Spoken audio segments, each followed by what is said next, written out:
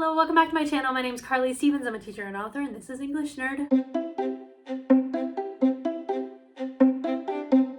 Hello, today we are back with the picture of Dorian Gray, chapter 5 this time, which covers Sybil Vane and her family. Sybil Vane is Dorian's new fiance, so instead of talking about Dorian and Henry and Basil like we have been up until this point, we are flashing sideways to see what's going on with Sybil and her family instead. Now, the basics of their dynamic are that there is a mother who is very melodramatic, who's not that attentive and realistic of a mother, but she is there. The father is deceased. And then there's Sybil, who is 17, and there's James, who also goes by Jim as a nickname, who is 16.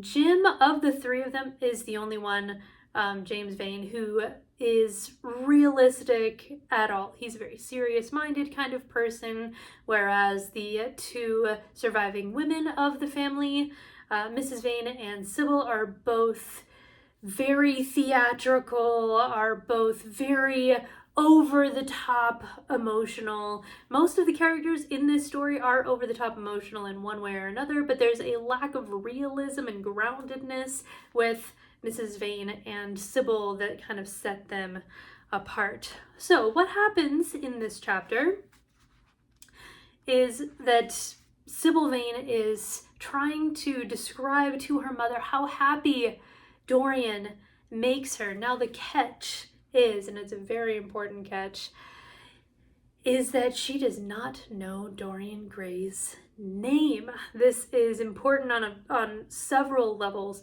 On a practical level, this is important.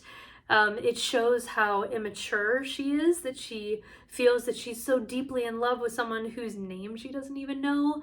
And it also shows how she constructs her life into a fantasy without fully realizing it. Everything she says, everything she does is as though she's a character in a play. So instead of calling him Dorian Gray, because she can't, she doesn't know his name, she calls him Prince Charming. We saw in the previous chapter that Dorian was doing something very similar to her. It's a type of dehumanization, of setting somebody so high up on a pedestal that they become something other than human. They're this fantasy that you've constructed around them. They're all of the things that you wish a person would be, kind of bound up in one, but that's not realistic as far as an actual human being goes. So with Sybil Vane, she calls him Prince Charming. Mrs. Vane is not so sure about this. She knows that this is very theatrical. She wants her daughter to be happy, but what seems to matter to Mrs. Vane is a little bit different.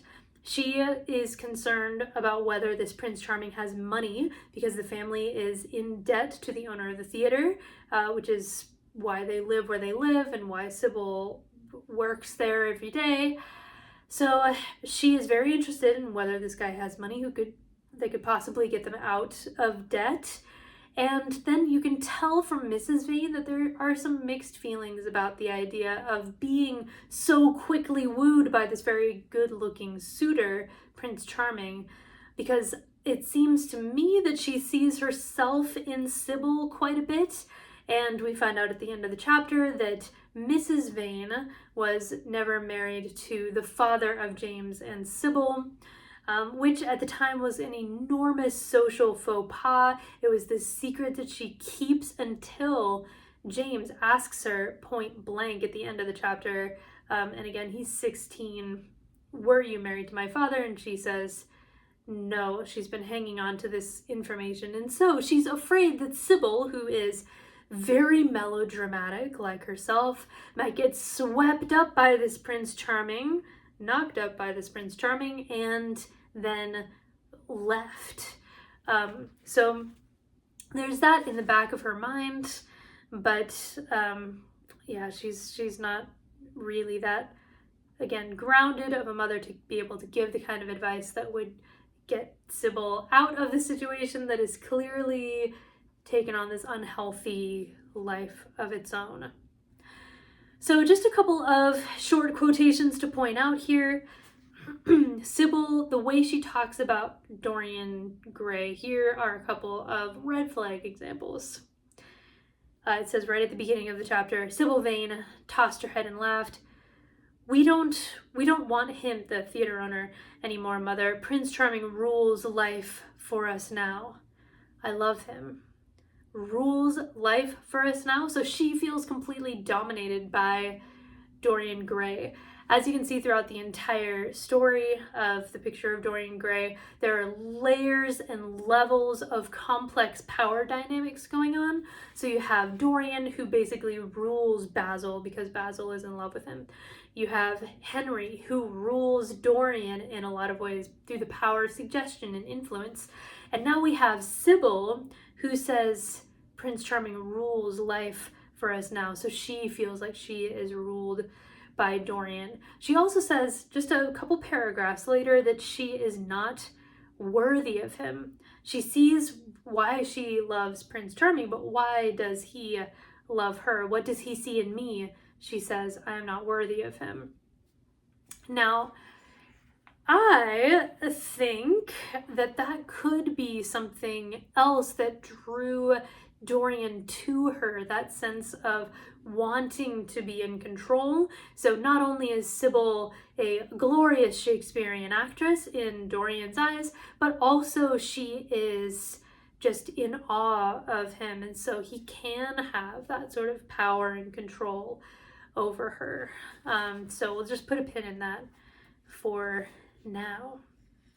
All right, so into this conversation between Mrs. Vane and Sybil comes James Vane, the slightly younger brother, although he comes across as older just because he is a more grounded character. He's not beautiful and ethereal like the ladies. Instead, he's kind of thick-set, he's kind of clumsy. He looks more like the sort of low-class situation that they all find themselves in. There's a lot of awareness of class in this chapter, where we have these three who know in their separate ways that they are of a different class than Dorian Gray and the others, but he's the one who kind of feels that not only does he feel it inside, but he kind of looks like it outside as well. So he comes in, he's getting ready to ship off to Australia to try to improve their fortunes. He's going to be a sailor, so he is about to leave, and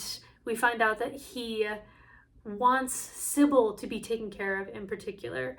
He's largely annoyed by his mother and her theatrics, but he does truly care for Sybil, his sister, and he shows that in a couple different ways. He asks his mother several times to take care of Sybil.